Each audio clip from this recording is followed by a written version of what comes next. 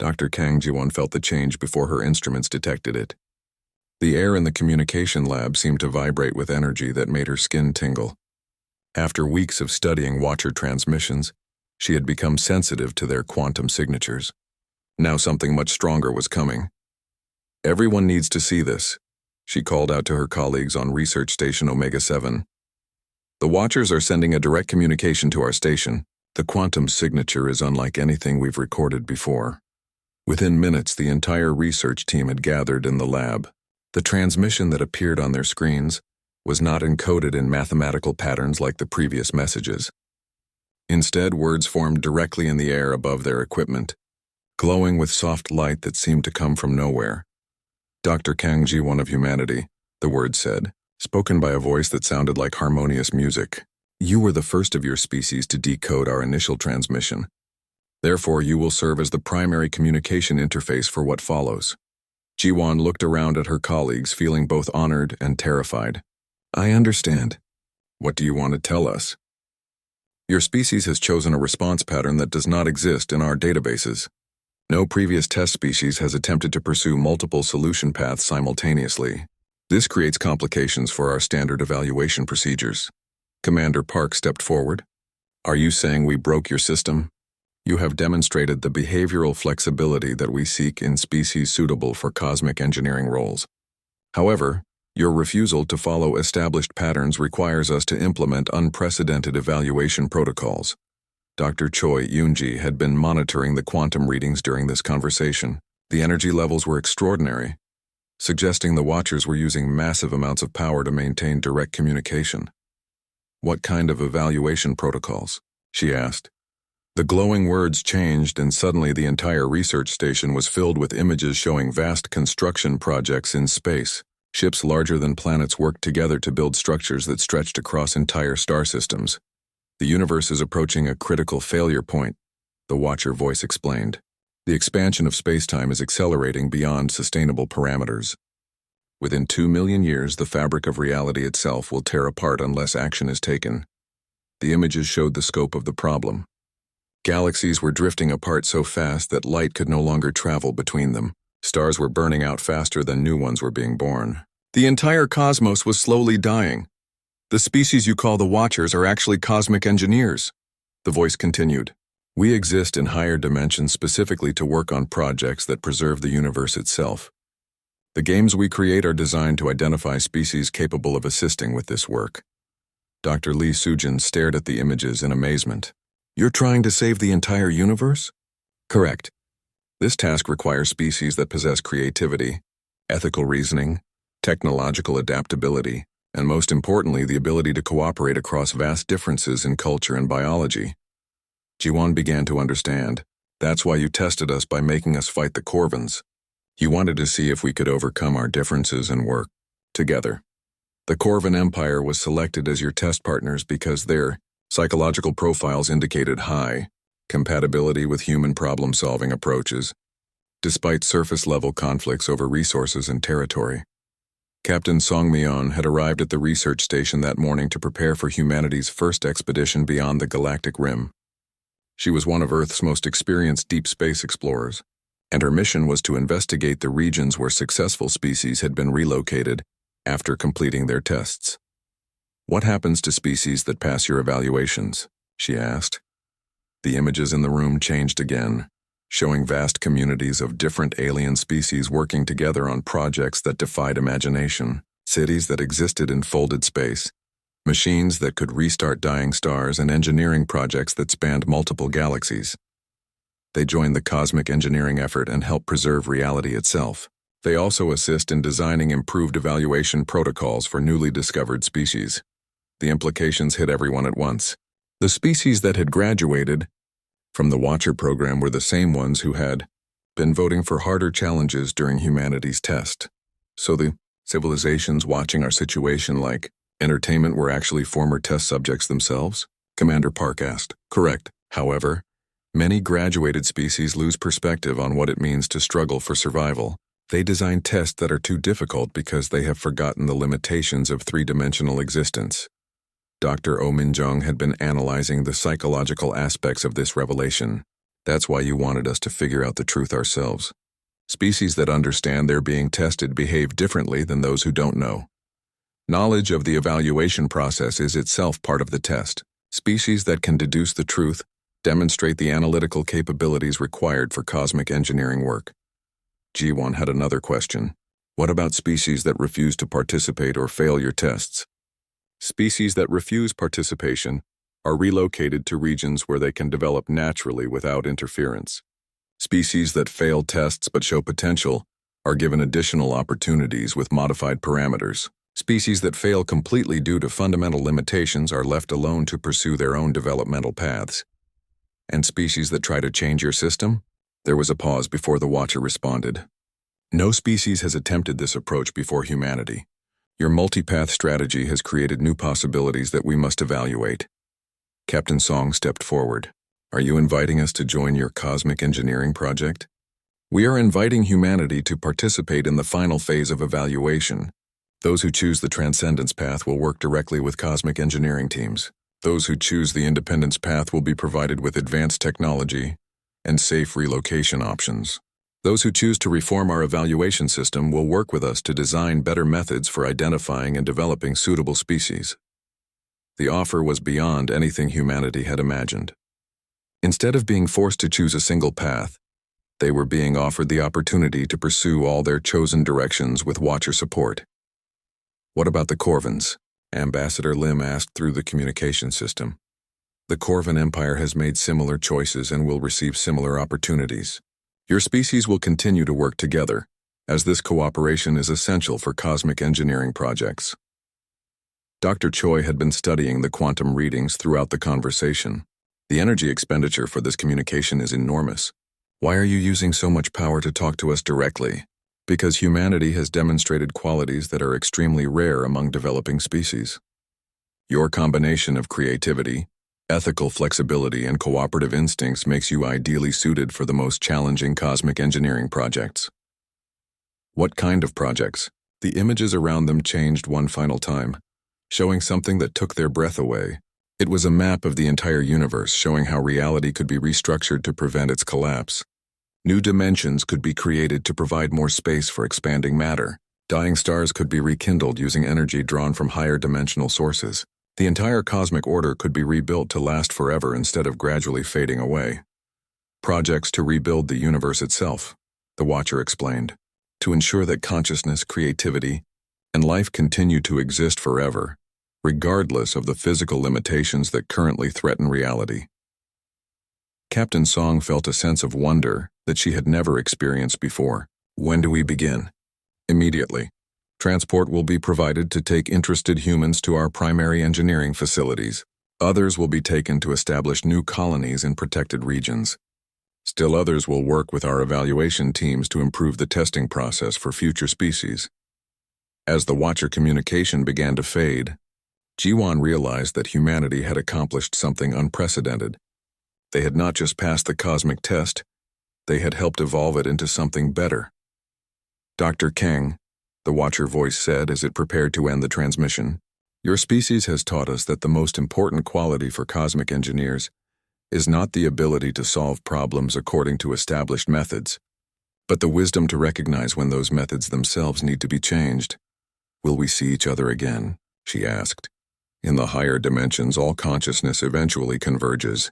You will not only see us again, you will become us and we will become you. The universe itself will be our shared creation. The transmission ended, but the glow in the room remained. Outside the research station, ships began to appear. Not the threatening warships they might have expected, but vessels designed for exploration, construction, and cooperation. Humanity's greatest adventure was about to begin. Dr. Kang Jiwan smiled as she prepared to join the cosmic engineering project. They had started by decoding a mysterious transmission, and they had ended by helping to redesign the entire system that governed galactic civilization. The game was over.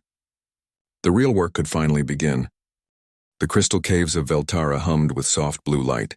Deep beneath the surface of their homeworld, the Veltar gathered in circles as they had for thousands of years. Tonight was different, though.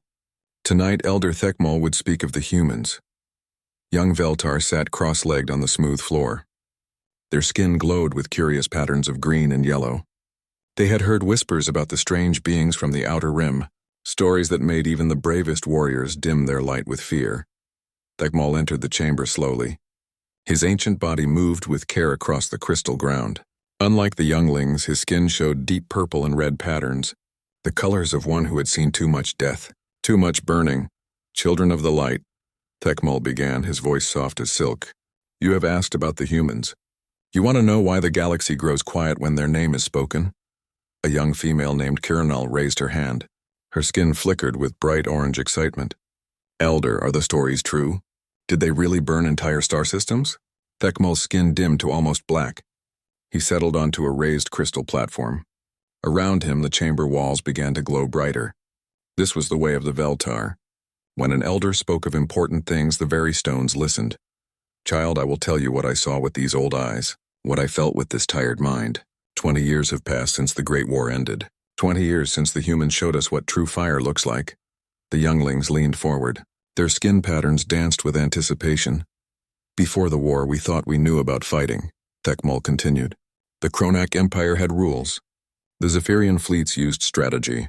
Even the brutal, stern warriors fought with honor. There were ways that civilized beings made war. He paused and touched the crystal wall behind him. Suddenly, images began to form in the stone. The younglings gasped as they saw ships moving through space, battles between different alien races, careful formations and planned attacks. And see how they fight, Thekmal said, pointing to the images. The Kronak would probe for weakness, find the best angle of attack. They would strike hard and fast, but always with purpose, always with a plan to win and survive. The images changed to show the peaceful Zephyrians. Their sleek ships moved like dancers through space. They fought by confusing their enemies and attacking from unexpected angles. The Zephyrians were artists of war. They would make their enemies chase shadows while the real attack came from behind. Clever, clean, few ships lost on either side. More images flowed across the crystal. The massive vessels of the stern warrior clans appeared. These ships looked like floating fortresses covered in weapons. The stern believed in honorable combat. Ship to ship, warrior to warrior. They would announce their attacks and fight face to face. If they won, they celebrated. If they lost, they died with dignity. Thekmal's skin grew darker as he spoke. All of these races followed the same basic rule, children. They fought to win. They wanted victory, yes, but they also wanted to survive, to go home, to see their families again. Young Morketh, barely old enough to control his skin patterns, asked, But Elder, isn't that normal? Why would anyone fight differently? The old Veltar was quiet for a long moment. When he spoke again, his voice was barely a whisper. Because, young one, humans don't fight to win. They don't fight to go home. Humans fight to make sure their enemies burn. The chamber fell silent. Even the crystal walls seemed to dim. Thekmal raised his hand and new images appeared. A small blue and white planet spinning slowly in space. Ships around it that looked different from all the others. More angular. More aggressive. These were human vessels. I was there when we first met them, Thekmal said. It was supposed to be peaceful. First contact between our species and theirs. I was young then, curious about these new beings from the distant spiral arm of the galaxy. The images showed Veltar ships approaching the human vessels, both groups moving slowly and carefully. Their leader was named Commander Jiwoo, a female with dark hair and sharp eyes. She spoke our language through machines. She was polite, even friendly. Her crew seemed excited to meet us. The younglings watched as the image humans and image Veltar exchanged gifts and information. It looked peaceful, normal. For 3 days we shared knowledge, Thekmal continued. They showed us their music. We shared our memory touch abilities. Commander Jiwoo's science officer, a male named Seokjin, was fascinated by our bioluminescence. We thought we had found friends among the stars. The images shifted. Dark shapes appeared at the edge of the scene, ships with sharp angles and red lights. The younglings recognized them immediately. Kronak, whispered Kiranal. Yes, child. The Kronak Empire had been watching. They saw our meeting as an opportunity. 2 new threats meeting together. Better to destroy us both while we were distracted. The crystal walls exploded with light and violence. Kronak warships opened fire on both human and Veltar vessels. The peaceful meeting became a battlefield in seconds. I expected the humans to retreat, Thekmal said, or to fight like others did. Find cover, Form defensive positions. Call for backup. He paused and his skin went completely black. Instead, Commander Jiwoo did something I had never seen in 50 years of studying warfare. She turned her ship around and flew straight at the largest Kronak dreadnought. The images showed the human vessel accelerating toward the enemy. Getting faster and faster, her ship was damaged, engines failing. But she didn't slow down. I heard her voice over the communication channels. She was talking to her crew, calm, steady, like she was discussing dinner plans. Thekmol's voice cracked slightly. She said, and I will never forget these words, "All hands prepare for ramming speed. We're going to show these Kronak what humans do to bullies."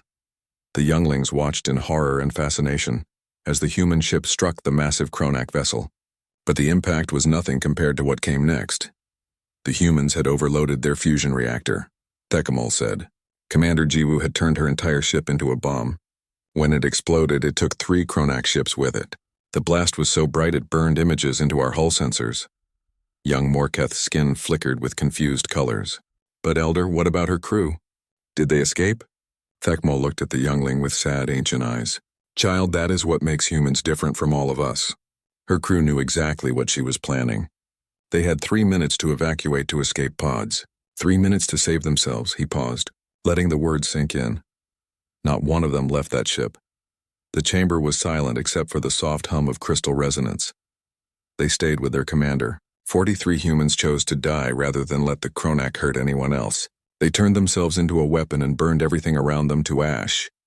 Thekmol's skin began to glow again, but the colors were different now, deep purple mixed with silver. The colors of respect and fear combined. That was our first lesson about humans, children. They don't fight battles. They don't win wars. They burn. They burn everything, including themselves, until nothing evil is left standing. The old Veltar stood slowly and looked at each youngling in turn. Tomorrow night I will tell you about what happened next, about how the galaxy learned what it means when humans decide something must burn. As the younglings filed out of the crystal chamber, their skin patterns showed new colors none of them had displayed before, colors that meant they understood something terrible and wonderful had entered their young lives. Behind them, Elder Thekmol remained alone with the crystal walls. The images faded, but the memories remained. Memories of fire and sacrifice that would burn in his mind until his final day. The third night brought more younglings to the crystal chamber. Word had spread through the Veltar community about Elder Thekmol's human stories. Young and old gathered to hear what came after the peaceful first contact turned to tragedy. Thekmol's skin glowed with deeper colors tonight. The patterns showed he was reaching the heart of his tale, the part that still gave him nightmares after 20 years. Children of the light, he began. Tonight I tell you how humanity went to war, how they took the death of 4 explorers and turned it into something the galaxy had never seen before. The crystal walls shimmered to life. Images formed of a blue and white planet orbiting a yellow star. Cities covered its surface. Ships moved in and out of orbital stations like busy insects. Earth, Thekmol said. The human homeworld. When news of the Kepler incident reached them, everything changed. The images showed humans gathering in large groups. Their faces showed grief and anger. Some held pictures of Captain Hyunwoo and his crew. Others carried signs with words the younglings couldn't read. The humans call it mourning, Thekmol explained.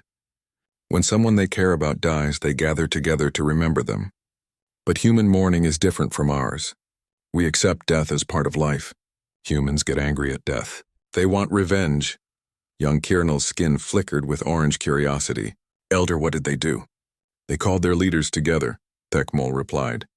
Politicians, military commanders, ship captains, all of them met in a great building on Earth to decide what to do about the Kronak attack. The crystal walls showed the inside of a massive building.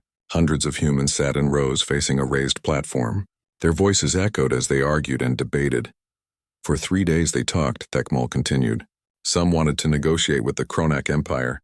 Some wanted to send diplomats to work out a peaceful solution. Some wanted to build defenses and wait. The images shifted to show a tall human female in a military uniform. Her hair was silver and her eyes were cold as space. Stars decorated her collar and medals covered her chest.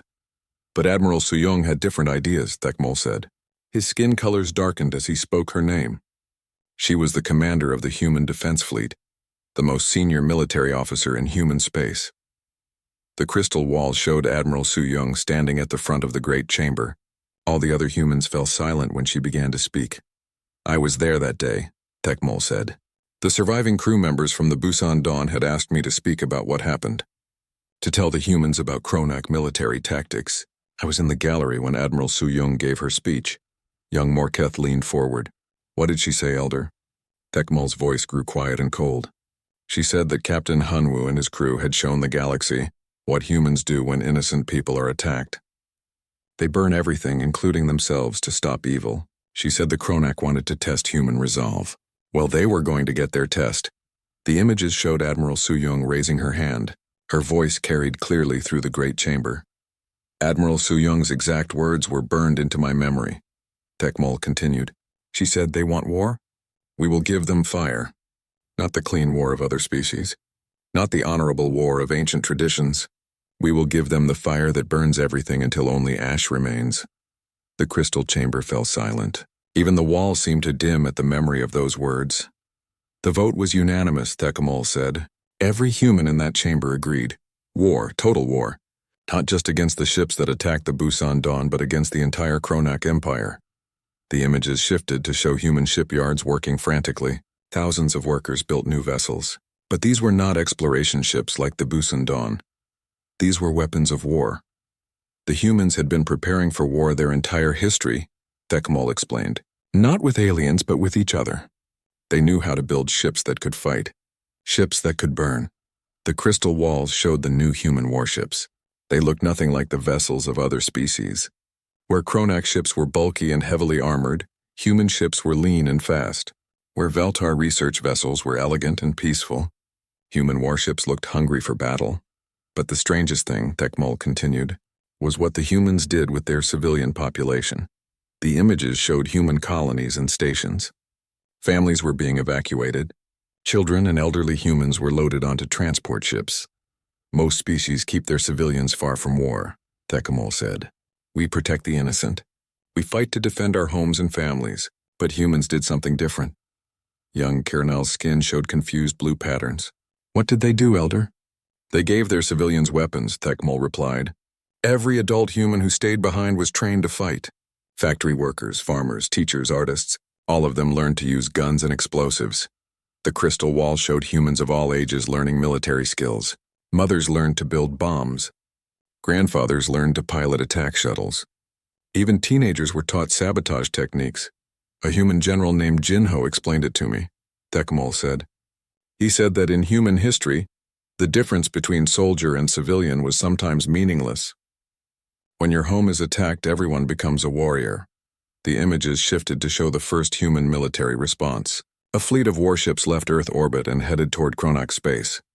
Admiral Su-young led the first strike personally, Tekmol continued. 50 human warships against a Kronak border fortress. It should have been an even fight. The Kronak had good defenses and plenty of ships. The crystal walls exploded with battle scenes. Human and Kronak vessels exchanged fire in the darkness of space. Energy beams and missile trails lit up the void. At first, the battle looked normal, Tekmol said. Both sides maneuvered for position. Both sides tried to gain tactical advantage. The Kronak commanders probably thought they understood what they were fighting. The images showed Kronak ships forming defensive positions around their fortress. Their tactics were solid. Their firepower was impressive. But then the humans did something no Kronak had ever seen before, Tekmol continued. Something that changed how every species in the galaxy thought about warfare. Young Morketh's skin glowed with anticipation. What happened, Elder? Admiral Su-young ordered her ships to overload their reactors, Tekmol said. His voice dropped to barely a whisper. Not to explode like Captain Hyunwoo had done, but to burn hotter and brighter than any power source should. The crystal images showed human warships beginning to glow with internal fire, their weapons charged beyond safe limits. Their engines pushed harder than their designs allowed. The humans called it burning bright, Tekmol explained. They would sacrifice their ship's long-term survival for short-term maximum power. Every human vessel became a blazing star for exactly 17 minutes. The battle scenes showed the devastating effect. Human weapons fired continuously without pause. Their ships moved faster than Kronak sensors could track. The fortress defenses were overwhelmed in minutes. 17 minutes, Tekmol repeated. That's how long human ships could sustain maximum burn. After that, their reactors would shut down. Their weapons would fail. They would be helpless in space. The younglings watched in fascination as the human fleet destroyed the Kronak fortress and all its defending ships. But the Kronak never got those 17 minutes, Tekmol said, because when humans burn bright, nothing survives to fight back. The images showed the aftermath. The Kronak fortress was gone. Every Kronak ship was destroyed. But the human fleet was drifting powerless in space. Their ships were burned-out hulks. Admiral Suyong sent a message to the Kronak Empire after that battle. Tekmol continued. She told them that this was just the beginning, that humans would burn every Kronak world to ash before they would accept defeat. The crystal walls showed Kronak leaders receiving the message. Their faces showed confusion and fear. They had won battles before. They had lost battles before. But they had never seen an enemy willing to destroy themselves to win. The Kronak tried to understand human tactics, Tekmol said. They ran computer simulations. They studied the battle records. They asked their best generals for explanations. The images showed Kronak military meetings. Officers argued and pointed at star charts. They seemed frustrated and worried. But there was nothing to understand, Tekmol continued. Humans don't fight to win battles. They don't fight to gain territory or resources. They fight to burn away everything they hate, even if it means burning themselves too. Young Kirnal's skin showed worried patterns. Elder, what happened to the human ships? The ones that burned out their power? Rescue fleets arrived within hours, Tekmol replied. Fresh ships with full reactors and new weapons. The humans had planned for their vessels to burn out. They built their entire strategy around it. The crystal images showed human repair ships connecting to the burned-out warships. New power cores were installed. Fresh crews came aboard. Within a week, Admiral Suyong's fleet was ready to burn bright again, Tekmol said. Ready to find another Kronak target and turn it to ash. The elder stood slowly and looked at each youngling. His skin colors showed deep purple and silver, the colors of respect mixed with fear. The Kronak Empire had ruled by fear for 1,000 years, he said. They conquered other species by being stronger, more brutal, more willing to use violence. But humans taught them something new. He paused and let the silence fill the chamber. Fear has many faces, children. The Kronak knew how to make others afraid of death. But humans made the Kronak afraid of something worse. They made them afraid of fire, afraid of enemies who would burn everything, including themselves, just to watch their foes turn to ash. The crystal walls dimmed as the images faded. The younglings sat quietly, processing what they had heard. Tomorrow night, Tekmol said, I will tell you about the Battle of New Daegu, about Commander Taehyung and his fleet, about the day the galaxy learned that humans meant exactly what they said. As the younglings filed out of the chamber, their skin patterns showed new colors, colors that meant they understood something terrible was growing in the darkness between stars, something that burned brighter than any sun and hotter than any hatred. Elder Tekmol remained alone with his memories. Memories of watching humanity choose fire over victory, destruction over surrender. It was the beginning of a war unlike any the galaxy had ever seen. A war where one side fought to win and the other side fought to burn everything down. The crystal chamber was packed on the fourth night. News of Elder Tekmol's stories had spread beyond the Veltar community. Representatives from other species sat quietly in the back. Zephyrian observers with their silver skin, stern warriors with their proud postures, even a few diplomatic envoys from distant worlds. Tekmol noticed the visitors but said nothing. His skin glowed with the deep colors of someone approaching the darkest part of his tale. Tonight, he began, I tell you about the day the galaxy stopped watching and started worrying. The day we all realized that humanity was not like any species we had ever encountered.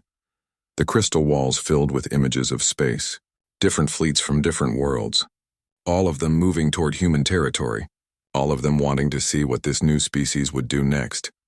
After Admiral Suyong's first victory, every major power sent observers, Tekmol explained. We Veltar sent research vessels. The Zephyrians sent their best analysts. The stern warrior clans sent honor guards to witness what they thought would be glorious combat. A young Zephyrian in the back of the chamber raised her hand. Her silver skin shimmered with curiosity patterns. Elder, what did we expect to see? Tekmol's colors shifted to show old memories. We expected war as we understood it. Strategic battles, honorable defeats. Perhaps the humans would fight bravely before the Kronak Empire crushed them. Perhaps they would negotiate surrender terms. The images showed the great fleets gathering at the edge of human space. Hundreds of ships from dozens of species. All of them watching. All of them waiting. None of us expected what actually happened, Thekamal continued. None of us were prepared for the Battle of New Daegu. The crystal walls showed a human colony world. Cities dotted its surface like jewels. Orbital stations surrounded it like protective shields. It looked peaceful and prosperous. New Daegu was humanity's newest colony, Thekmal said. 2 million humans lived there. Farmers, scientists, artists, children. They had been building their world for only 50 years. The images shifted to show Kronak ships approaching the system. A massive invasion fleet. Hundreds of warships led by 3 Dreadnought-class battleships.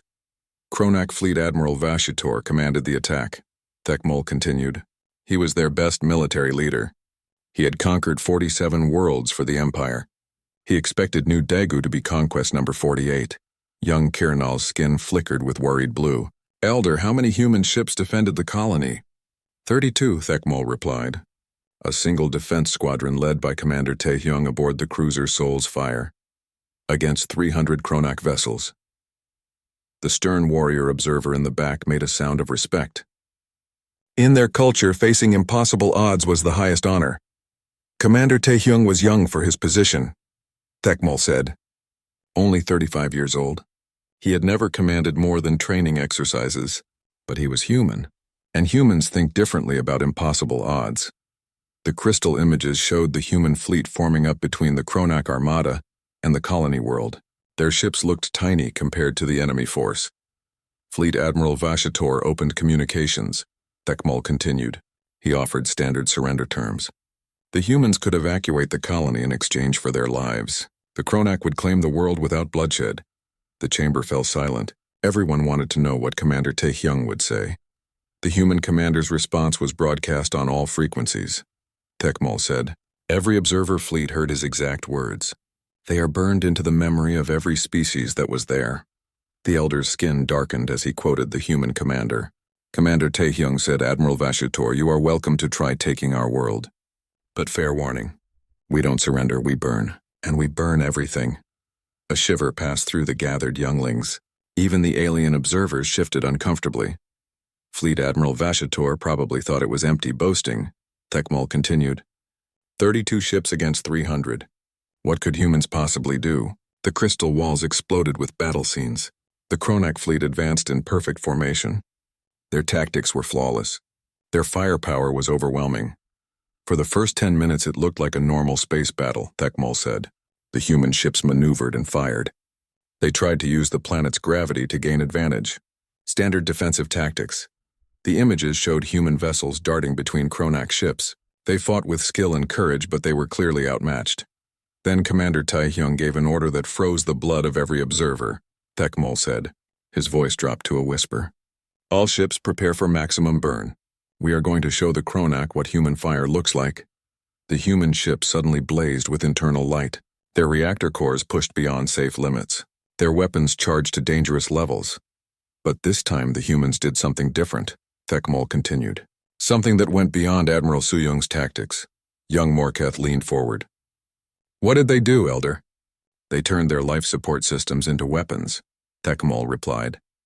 The crystal images showed the inside of human ships. Crew members were putting on emergency suits.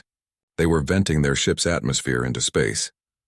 Commander Taehyung ordered his crews to dump their oxygen supplies, Thekmal explained. All of it. Every breath of air on every ship. They mixed it with fuel and ignited it. The observer from the stern warrior clans made a choking sound. Even their brave culture had never imagined such a thing. 32 human ships became 32 blazing comets, Thekmal said. They flew straight at the Kronak fleet, breathing fire like ancient dragons. The battle scenes showed the devastating effect. Human ships trailing flames and destruction, Kronak vessels exploding as the burning attackers crashed into them. The humans didn't try to survive the battle, Thekmal continued. They didn't try to win in any normal sense. They just tried to kill as many enemies as possible before their own ships burned up. The images showed human crew members working calmly in hard vacuum. They had given up their air to make weapons. They were fighting and dying in the cold darkness of space. In 30 minutes it was over, Thekmol said. Every human ship was destroyed. Every human crew member was dead. But they had taken 127 Kronak vessels with them. The crystal chamber was dead silent. The alien observers looked shocked and horrified. Fleet Admiral Vashtor had won, Thekmol continued. He still had almost 200 ships. He could still conquer the colony. But something had changed. The images showed Kronak crews staring at the debris fields. Their faces showed fear and confusion. The Kronak soldiers were terrified, Thekmol explained. They had never seen an enemy willing to die like that. Willing to turn their own life support into weapons. They called their emperor and requested permission to retreat. Young Kiranal's skin showed confused colors, but elder, they had won the battle. Why did they want to retreat? Because they realized something, child, Thekmol replied. If 32 human ships could destroy more than 100 Kronak vessels, what would happen when they faced a full human fleet? What would happen when humans had time to prepare? The crystal walls showed the Kronak fleet withdrawing from New Daegu. The colony was saved, but at a terrible price. More importantly, Thekmol continued, every observer fleet saw what happened. Within days, the news had spread across the galaxy. A new species had entered the cosmic stage, a species that fought by burning everything, including themselves. The images shifted to show alien governments holding emergency meetings. Fear and concern showed on faces from dozens of different species. The Zephyrian Council called for immediate neutrality, Thekmol said. They wanted nothing to do with a war between humans and Kronak. The stern warrior clans declared humans to be the greatest warriors they had ever seen. The Zephyrian observer in the chamber nodded sadly. The stern warrior straightened with pride. But we Veltar did something different, Thekmol continued. His skin colors warmed slightly. We sent medical ships to New Daegu. We helped evacuate the human wounded. We offered our memory touch abilities to preserve the stories of the dead. The crystal images showed Veltar hospital ships working alongside human rescue vessels, both species working together despite the tragedy. Commander Taehyung survived the battle, Thekmol said. His ship's escape pod was recovered by our medical teams. He was badly injured but alive. Young Morketh's skin brightened. What did he say, Elder? What did the human commander tell you? Thekmol's colors shifted to show deep respect. He thanked us for helping his people. Then he asked if we had recorded the battle. He wanted to make sure the galaxy understood what humans were willing to do. The elder paused and looked around the chamber. His gaze lingered on the alien observers. Commander Taehyung's exact words were, "Tell them we gave our air to make fire. Tell them we chose hard vacuum over surrender. Tell them that humans will always burn brighter than their enemies." The crystal walls showed more scenes from across the galaxy. Alien leaders watching battle recordings. Military analysts trying to understand human tactics. Fear spreading like wildfire through diplomatic channels. The Kronak Empire tried to claim victory at New Daegu, Thekmol continued. They said they had destroyed a human fleet and conquered a human world. But everyone knew the truth. The images showed Kronak soldiers trying to land on New Daegu. The human colonists met them with mining explosives and construction equipment turned into weapons. The colonists fought like their defenders had fought, Thekmol said. They turned their entire world into a weapon. Farmers became bombers. Teachers became snipers. Children learned to make traps. The alien observers shifted uncomfortably. This was beyond anything in their military traditions. It took the Kronak 6 months to fully control New Daegu, Thekmol continued. 6 months to subdue 2 million human civilians. And they paid in blood for every city, every farm, every school. The crystal walls showed the final image. A Kronak commander standing in the ruins of a human city. His forces had won, but the victory looked like defeat. Everything was burned and broken. That commander sent a message to the Kronak emperor, Thekmol said. I heard the transmission myself. He said, Your Majesty, we have conquered New Daegu, but it is ash. Everything is ash. The humans burned their own world rather than let us have it. The elder stood and looked at each face in the chamber. Young Veltar, alien observers and visitors from distant worlds, all of them processing what they had heard. The galaxy learned 3 things at the Battle of New Daegu, Thekmol said. First, humans will sacrifice anything to fight their enemies. Second, they will turn anything into a weapon. Third, they would rather rule over ashes than live under conquest. He paused and let the words sink in. Tomorrow night I will tell you about the siege of Proxima Station.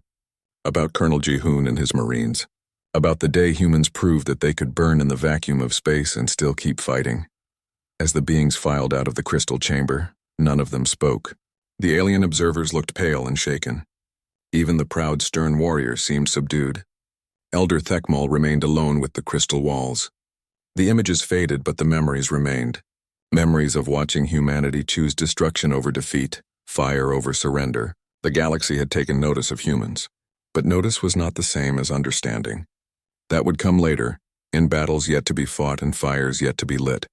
The fifth night brought the largest crowd yet to the crystal chamber. Word had spread across the galaxy about Elder Thekmal's stories. Beings from dozens of species filled every available space. Some sat on the floor, others stood against the walls. All of them waited to hear about humanity's final battle. Thekmal entered slowly. His ancient skin showed colors none of the younglings had seen before. Deep black mixed with brilliant white, the colors of endings and beginnings combined. "Tonight," he began, his voice carrying clearly through the packed chamber, "I tell you about the day humanity chose to burn everything, the day they proved that some fires are so bright they can be seen across the entire galaxy." The crystal walls flickered to life with images of space, but this was not empty void. Ships filled the darkness. Thousands upon thousands of vessels moving in perfect formation toward a single destination. The Kronak Empire had gathered its greatest fleet, Thekmal said. Every warship they possessed, every ally they could call upon, every weapon they had ever built. All of it heading toward one target. A young Veltar named Sylvan raised her hand. "Elder, what were they attacking?" "Sol," Thekmal replied simply. "The human home system. The birthplace of their entire species. The crystal images showed the human home system in all its glory. The blue and white world of Earth. The red planet Mars with its gleaming cities. Jupiter with its mining stations. Hundreds of human colonies and billions of human lives. By this time, the war had lasted 3 years, Thekmal continued. 3 years of battles unlike anything the galaxy had ever seen. 3 years of humans burning themselves to stop Kronak expansion. The walls showed scenes from the war. Human ships exploding in brilliant flames, Kronak fleets retreating from burning worlds, entire star systems turned to ash by human determination. The Kronak Emperor had grown desperate, Thekmal said. His empire was bleeding ships and soldiers. His people were afraid to fight the humans. His generals were requesting transfers to distant sectors. The images showed the Kronak throne world. The Emperor sat on his crystal throne surrounded by worried advisors. Fear showed clearly on their faces. Emperor Vashkol made a decision that would end the war one way or another. Thekmal continued. He would take every ship the Empire possessed and attack the human homeworld. If he could destroy Earth, humanity would surrender. If he failed, the Empire would fall. Young Morketh's skin flickered with nervous colors. Elder, how many Kronak ships attacked Sol? 7,000, Thekmal replied. The largest fleet ever assembled in galactic history. Dreadnoughts, battleships, cruisers, destroyers. Even converted cargo vessels armed with weapons. Everything the Empire could fly. The alien observers in the chamber made sounds of amazement. 7,000 ships was beyond anything their own species had ever managed. But the humans were ready, Thekmal said. His skin colors shifted to show old memories mixed with new fear.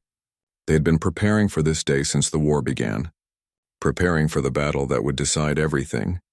The crystal wall showed the Sol system's defenses. Massive orbital platforms surrounded each planet.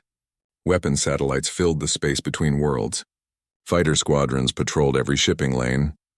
Admiral Nari commanded the human home fleet, Thekmal continued. She was Admiral Suyong's student. She had learned everything about burning bright and destroying enemies. The images showed a middle-aged human woman standing on the bridge of her flagship. Her eyes held the same cold determination that had marked every human commander in the war. The human home fleet numbered only 2,000 ships, Thekmal said. They were outnumbered more than 3 to 1. But Admiral Nari had something the Kronak did not expect. A Zephyrian observer spoke up. Elder, what did she have? Time, Thekmal replied. Time to prepare. Time to plan. Time to turn the entire Sol system into the largest weapon ever created. The crystal images showed human engineers working frantically throughout the system. They were installing new equipment on every ship, station, and platform. For 3 years, humans had been learning how to burn, Thekmal explained. They had burned their ships. They had burned their colonies. They had burned their own life support systems. But Admiral Nari wanted to burn something much bigger. The walls showed technical diagrams that made the alien observers gasp. Plans for linking every fusion reactor in the system, calculations for controlled stellar ignition, designs for weapons that could crack planets. She was going to burn the sun, young Kernal whispered. Not the sun, child, Thekmal corrected. Everything else. The crystal images showed the Kronak fleet entering the Sol system. 7,000 ships in perfect formation. Emperor Vashkol himself commanded from the flagship Endless Victory.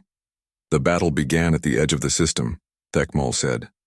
Human defensive stations opened fire first. Energy beams and missile swarms filled space with deadly light. The scenes showed the opening moments of the greatest battle in galactic history. Explosions lit up the darkness. Ships on both sides began to die. For 6 hours it looked like a normal fleet engagement, Thekmal continued. The humans fought with their usual burning tactics. The Kronak advanced with overwhelming numbers. Both sides took heavy losses. The images showed human ships exploding in brilliant flames as they rammed Kronak vessels. Kronak dreadnoughts breaking apart under concentrated human fire. The space between worlds filled with debris and wreckage. But Emperor Vashkol had learned from previous battles, Thekmal said. He kept his ships spread out. He avoided human ramming attacks. He used his numbers carefully. The Kronak fleet pushed deeper into the system, past the outer planets, past the asteroid belt, heading straight for Earth and its orbital defenses. The sixth and final night brought the greatest crowd in the Crystal Chamber's history. Beings from every corner of the galaxy had come to hear Elder Thekmal's conclusion. The chamber walls glowed brighter than ever before, responding to the collective curiosity and anticipation of so many minds. Thekmal entered for the last time. His ancient skin showed colors of completion and wisdom, deep blues mixed with golden highlights, the patterns of one who had finished a great task. Children of many stars, he began, addressing not just the young Veltar but every being present. Tonight I complete the story of humanity's fire. Tonight I tell you what happened after the burning, and why that fire still lights the galaxy today. The crystal walls shimmered with images of the Sol system 50 years after the Great Battle. The space between worlds was clean again. New stations orbited the planets. Fresh colonies dotted the moons and asteroids. The humans rebuilt their home, Thekmal said. It took them 20 years to clean away all the radiation. Another 20 to restore their cities and colonies. But they did more than just rebuild. They remembered. The images showed monuments scattered throughout the system, memorial gardens on Earth, crystal sculptures floating in space, names carved into asteroid surfaces, millions upon millions of names. Every human who died in the war was remembered. Thekmal continued. Captain Hyunwoo and his crew from the Busan Dawn, Commander Ade-hyung and his fleet at New Daegu, Admiral Nari and the Yi, defenders of Sol, all of them became legends. Young Veltar named Dirkan raised her hand. Elder, do humans still tell these stories? Every day, Thekmal replied. Human children learn about the Great War in their schools. They study the battles. They memorize the names of the heroes. But most importantly, they learn what their ancestors were willing to sacrifice. The crystal walls showed human classrooms, young faces listening intently as teachers told stories of the burning fleets. Children practicing the ancient words, we don't fight, we burn. But the galaxy learned something too, Thekmal said. His skin colors shifted to show respect and caution combined. We learned that peace has a price, and sometimes that price is paid by those willing to become fire. The images changed to show diplomatic meetings from across the years, representatives from hundreds of species gathering to sign treaties and trade agreements, all of them careful, all of them polite, all of them remembering humanity's lesson. The Kronak Empire never rose again, Thekmal continued. Their surviving worlds joined peaceful confederations. Their military commanders became merchants and explorers. They learned to build instead of conquer. A Zephyrian observer spoke up. Elder, what happened to the other warrior species? The ones who fought for glory and honor? They found new purposes, Thekmal replied. The stern warrior clans became explorers of distant galaxies. They search for new worlds and new challenges that don't require burning entire systems. The Arkelian raiders became traders. Even the savage Kethmar found peaceful occupations. The crystal walls showed former enemies working together. Stern warriors building colonies on distant worlds. Arkelian ships carrying goods instead of weapons. Species that had once fought each other now cooperating on massive projects. Fear can be a teacher, Thekmol explained. Not fear of death, which warriors have always known, but fear of fire. Fear of enemies who will burn everything rather than accept defeat. That fear taught the galaxy to choose peace. Young Morketh leaned forward eagerly. Elder, have you met humans since the war? What are they like now? Thekmol's skin brightened with warm colors. Pleasant memories flowed across his patterns. I have met many humans over the years, he said. Diplomats, scientists, artists, traders. They seem normal. They laugh and cry like other species. They love their children and honor their elders. They build beautiful things and create wonderful art. The images showed modern humans going about their daily lives. Families playing in parks, scientists working in laboratories, artists painting murals on space station walls. But if you look closely, Thekmol continued, you can see the fire still burning inside them. Not hatred or anger, something deeper. Something that says they will never again allow innocent people to suffer. The crystal walls showed subtle signs. Human parents teaching their children basic survival skills. Engineers building ships with hidden weapon capabilities. Colonists settling worlds with an eye toward defense. They are ready, Thekmol said simply. Always ready. Not eager for war, but prepared for it.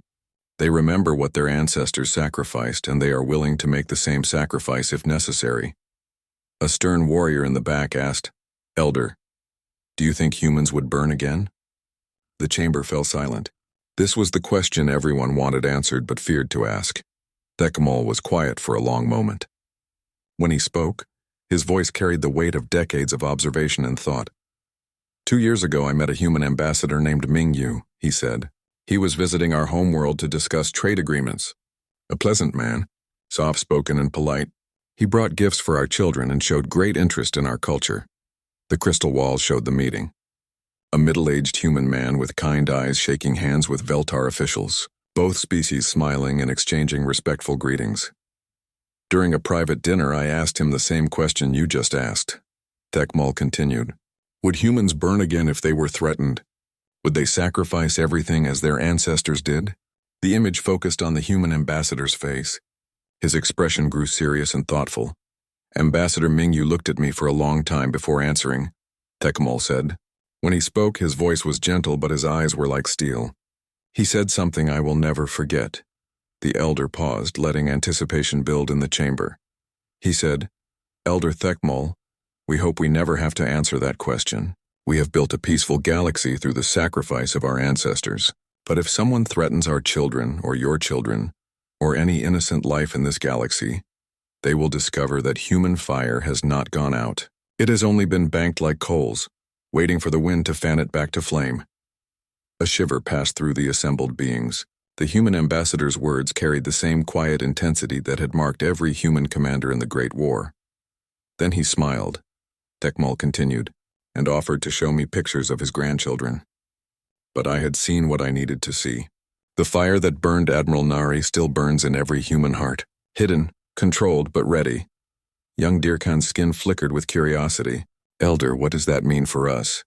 For our children and their children? It means we live in the safest time in galactic history, Thekmol replied.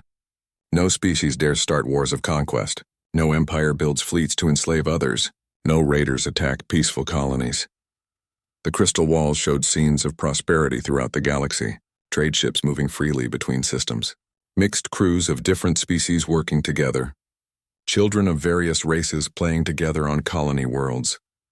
Because everyone knows, Thekmol said, that somewhere in the galaxy, humans are watching. Quiet humans with kind eyes and gentle voices. Humans who build schools and hospitals and art galleries. Humans who seem completely peaceful.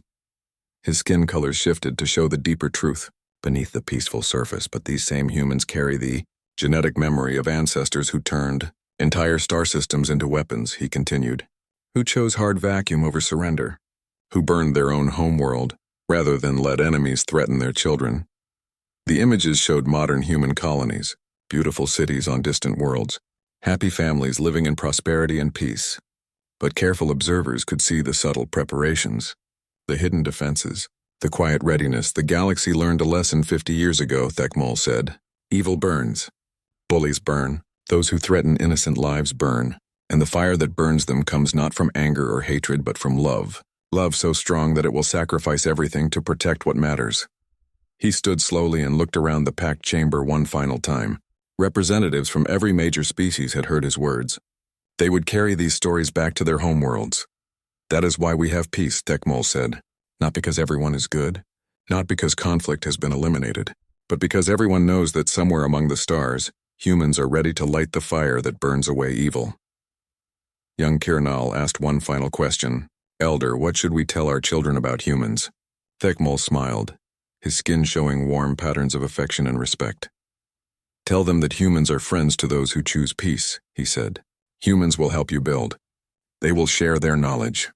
They will protect your children as if they were their own children. He paused, and his colors grew more serious. But also tell them that humans don't fight. They don't conquer. They don't seek glory in battle. When threatened, humans become something far more dangerous than any warrior.